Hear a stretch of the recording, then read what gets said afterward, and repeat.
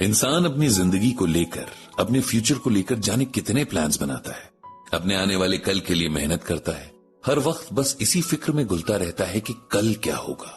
और इसमें सबसे मजेदार बात यह है कि वो बचपन से यही सुनता आया है कि कल का कोई भरोसा नहीं है। पंडित जी यही सब सोचते हुए चले जा रहे थे कि पीछे से किसी ने उन्हें आवाज दी। सुबह के इस वक्त जब पंडित जी पार्क में मॉर्निंग वॉक करते हैं तब बहुत कम लोग यहाँ होते हैं। पंडित जी ने मुड़कर देखा तो उनकी कॉलोनी के ही जय नारायण जी थे। पंडित जी उन्हें अचानक देखकर खुश हो गए। अरे आप आज इतनी सुबह यहाँ कैसे? पंडित जी ने जय नारायण जी से हाथ मिलाते हुए पूछा। एक्चुअली जय नारायण जी को पंडित जी तो क्या कभी किसी ने वॉक करते नहीं देखा था। वे तो पार्क में भी नहीं आते थे, इसीलिए पंडित जी को इतनी हैरानी हुई। जय नारायण जी हंसते हुए बोले, अरे डॉक्टर ने कहा है कि रोज सुबह शाम वॉक पर ना गए तो दुनिया से वॉकआउट करते देर नहीं लगेगी। ये सुनकर पंडित जी भी हंसने लगे।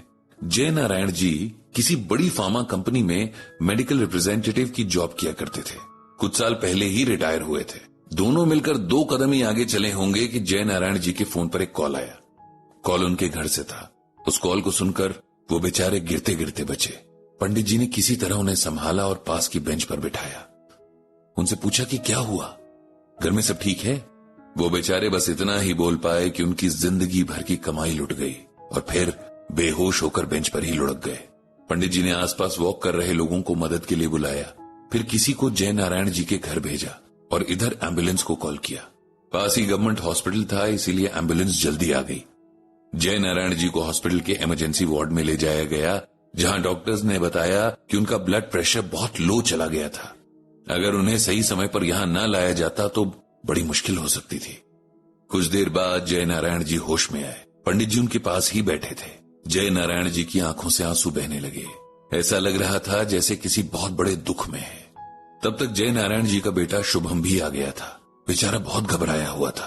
पंडित जी ने उसे सब कुछ बताया और समझाया कि जय नारायण जी अब स्टेबल हैं। फिर पंडित जी ने शुभम से पूछा कि आखिर ऐसा क्या हुआ था कि कॉल पर बात करते ही जय नारायण जी की तबीयत इतनी खराब हो गई। तब शुभम ने बताया कि आज सुबह उनके घर में बहुत बड़ी चोरी हो गई है। घर में कई सालों से रह रहा नौकर हरी गायब है और उसके फादर की जिंदगी भर की जमा पूंजी, उसकी मदर की ज्वेलरी वगैरह सब कुछ लेकर चला गया है। यही सुनकर जय नारायण जी को शौक लग गया था और वो बेहोश हो गए थे। पंडित जी को यह जानकर बहुत दुख हुआ। शुभम ने उन्हें बताया कि उसने पुलिस कंप्लेंट कर दी है। हरी उनके साथ पिछले 7 साल से रह रहा था। उस पर कभी भी उन्हें कोई शक नहीं हुआ। उसने कभी कुछ ऐसा किया ही नहीं कि उस पर कोई शक किया जा सके। और अब जब किया तो उन लोगों के पास कुछ भी नहीं बचा है। पंडित जी ने शुभम को सांत्वना दी और फिर वे घर को लौट आए। डॉक्टर्स ने कहा था कि कुछ घंटों के ऑब्जर्वेशन के बाद जय नारायण जी को घर भेज देंगे। इस सब में बहुत देर हो चुकी थी। पंडित जी ने सोचा कि सरला जी को चिंता हो रही होगी, क्योंकि पंडित जी फोन लेकर नहीं निकले थे और सरला जी को पता नहीं होगा कि वे जय नारायण जी के साथ हॉस्पिटल आए हैं। वाकई सरला जी परेशान हो गई थी, क्योंकि पंडित जी को वॉक से लौटने में कभी इतनी देर नहीं हुई। जब उन्होंने घर पहुंचकर जय नारायण जी के बारे में बताया तो सरला जी को भी उनके लिए बड़ा बुरा लगा। अगले दिन सरला जी और पंडित जी जय नारायण जी से मिलने उनके घर गए।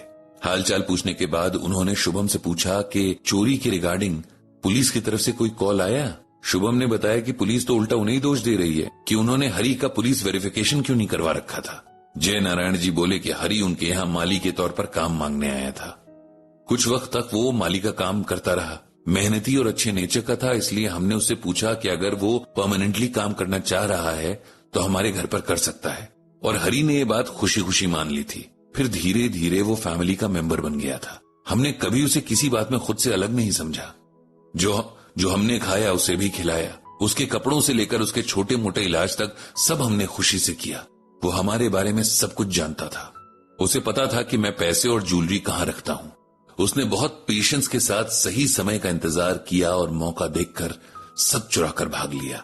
जय नारायण जी ये बताते हुए रो पड़े थे। उन्होंने सारी जिंदगी एक एक पैसा जोड़ने में गुजार दी थी।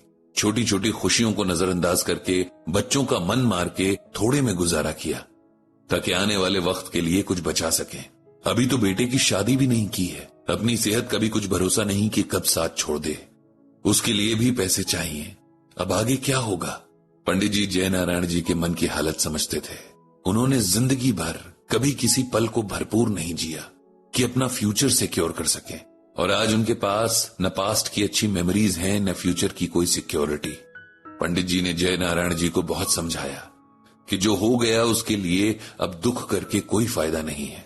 हम लोग फ्यूचर की फिक्र में अपना प्रेजेंट भी खराब कर देते हैं।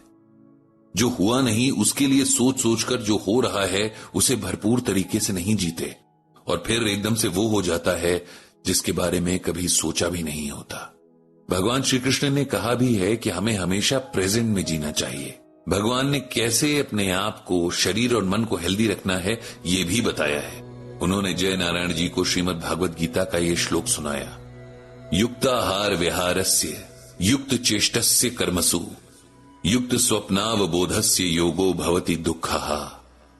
इस श्लोक में भगवान श्री कृष्ण अर्जुन से कह रहे हैं कि जो इंसान अपने खाने, सोने और काम करने की आदतों में नियमित रहता है वो इंसान योगाभ्यास की मदद से सारे भौतिक क्लेशों को नष्ट कर सकता है। सिंपल वर्ड्स में कहें तो इंसान को सिर्फ अपनी रोज की लाइफस्टाइल अच्छे से मैनेज करनी है। रोज सही टाइम पर सोना, सही टाइम पर जागना, योग करना, अगर ये सब एक रूल की तरह फॉलो किया जाए तो इंसान बहुत सारी परेशानियों से बच सकता है। इसके अलावा फ्यूचर की फिक्र करने का कोई मतलब नहीं है। जो है वो प्रेजेंट में है। जय नारायण जी को पंडित जी की बातों से थोड़ा सहारा मिला। उन्होंने सोचा कि जो बीत गया सो बीत गया, अब उसके बारे में सोचकर अपनी हेल्थ और घर का माहौल खराब करने का कोई तुक नहीं है। शुभम ने पंडित जी से रिक्वेस्ट की कि अगर 1-2 दिन तक थोड़ी देर ही सही पंडित जी उनके फादर से मिलने आ सकें तो उनकी हेल्थ जल्दी ठीक होगी। पंडित जी को इस बात से भला क्या परेशानी हो सकती थी। उसके बाद सरला जी और पंडित जी लौटकर अपने घर आ गए। लौटते हुए पंडित जी सरला जी को यही बता रहे थे कि कल सुबह जब पार्क में जय नारायण जी उन्हें मिले तब उससे पहले वे यही सोच रहे थे कि इंसान फ्यूचर की इतनी फिक्र करता ही क्यों है। और देखो तभी जय नारायण जी के रूप में उन्हें एक एग्जाम्पल भी मिल गया। सरला जी ने भी पंडित जी की बात से सहमति जताई। पंडित जी ने भगवान श्री कृष्ण से सबको सही वक्त पर सही समझ देने की प्रार्थना की।